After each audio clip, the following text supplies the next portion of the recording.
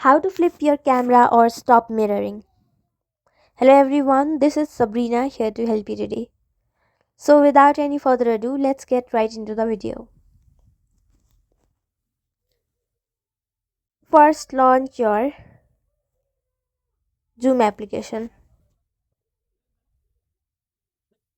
and then tap on settings. After that, go to meetings and then in this video section you will see an option of mirror my video. If you want to stop mirroring and it is turned on, simply tap on it and toggle it off. After that, but if you want to flip your camera or mirror your video,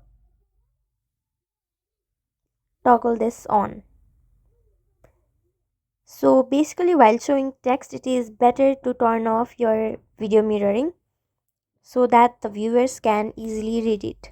So that's it. Thank you for watching this video. Make sure to like, share and subscribe to our YouTube channel.